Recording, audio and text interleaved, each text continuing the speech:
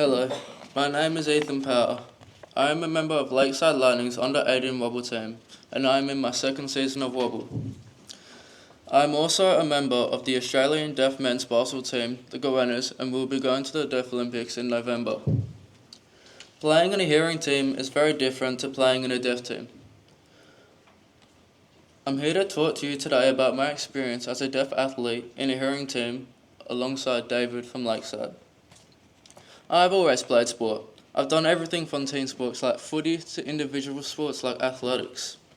In 2023, I had started playing domestic basketball in my older brother's team. I was 13 years old in an under-18 team. Without sounding arrogant, I was cooking the league. After a semester of domestic, someone suggested that I try out for Wobble. I liked the idea of playing against harder competition in Wobble and being part of the Lakeside community. We weren't sure what to expect, but Mum signed me up anyways. Hi, my name's David Ollie, and in 2023 when Ethan first tried out for the Wobble program, I was the head under-16s coach for the men's program. Prior to the first training session, we get given the full list of all the kids trying out and a whole bunch of things they've got to answer on their forms. And of course I noticed that one of the players, Ethan, was listed as being deaf. Now fortunately, or my background is, I actually have a nephew who's actually just been selected to represent Australia at the World Para Athletics Championships in October in Delhi. So there's a little bit of background, and I've also got a niece who is blind. So I was determined that I wasn't going to let Ethan's deafness affect his selection, and I made the decision, and I informed the other selecting coaches that Ethan was to be judged just on his basketball abilities, just like every other player, and that if he was selected, then we would work out how we would coach him and what adjustments we needed to make because of his deafness. Wobble trials were a brand new experience for me. Initially, there were close to 300 athletes who were trying out. Imagine 300 teenagers lined up around the baselines and the sidelines over 2 basketball courts. Everyone is bouncing their basketball at the same time, and there are hundreds of shoes squeaking at once. I wasn't always able to hear the coaches giving instructions because of the background noise, and the coaches were walking around trying to be heard by everyone. I was able to adapt to different circumstances by watching the kids around me and following their actions. My family and I discussed whether we talk to the coaches about this, but we were worried that I might be seen as a liability, so I decided to leave it until we knew if I progressed further. Once I got through to the second stage, there were a lot less kids, but almost all of them were already Wobble players, so already knew each other in the drills. Again, I was able to observe what was going on around me. I got asked about being deaf by other kids, but nobody made a big deal out of it. I felt like I was making mates in the group. After one training session, David asked my mum to have a talk. I wasn't sure what was going to happen because I felt like I had the skills to be selected, but wasn't sure if being deaf would be a barrier. Once I was told I'd been selected, it was a great relief. So after he was first selected, I sat down with Ethan and his parents, mainly to discuss what he found difficult through the selection process and what ideas they had that could help make the situation better for both Ethan, his coaches and his teammates. One example is we worked out it wasn't actually best, so when we do drills and things, the coach would go and explain the drill and then you would get one kid out to demonstrate the drill. We worked out that Ethan was probably not the best person to bring out first. So we made that adjustment.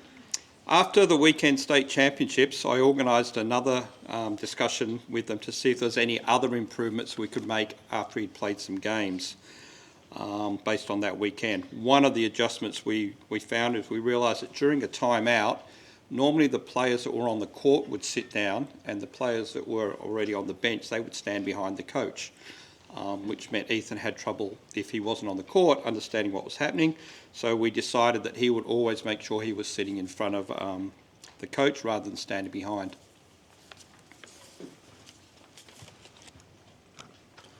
Once the regular season started, we began to figure out the things that would be difficult for me as a deaf player. My coach and team quickly adapted to make things easier for everyone. Me not always understanding plays or instructions was going to be frustrating for everyone.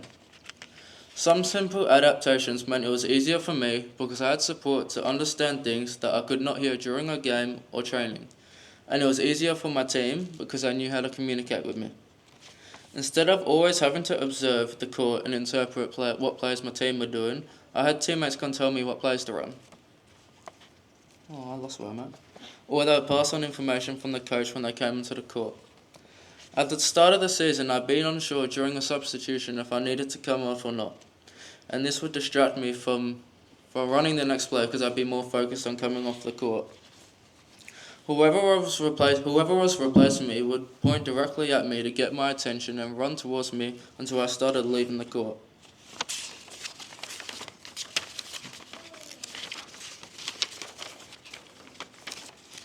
I came to realise that being deaf actually had some advantages. During a training session, players had to shoot free throws. Coach was talking to the shooter to get into the head, so when it was my turn, I just took my cochlear off, put it on the floor, and shot in silence.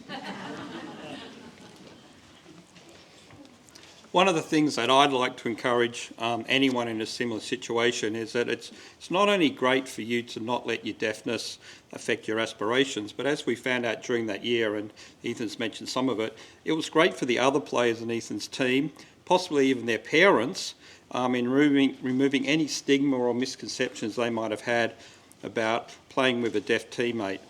In fact, seeing the other players who last year were 14 and 15-year-olds adjust during the season to ensure that Ethan always knew what was happening was probably one of the highlights of the season that team had last year.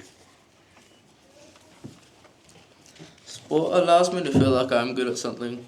Sitting in a hearing classroom all day is not something that has reflected positively on me. Whether it is playing basketball or any sort of sport, I can showcase my ability and show hearing people that being deaf doesn't make me that different to them. I've made some great friends at Lakeside who hadn't even spoken to a deaf person until meeting me.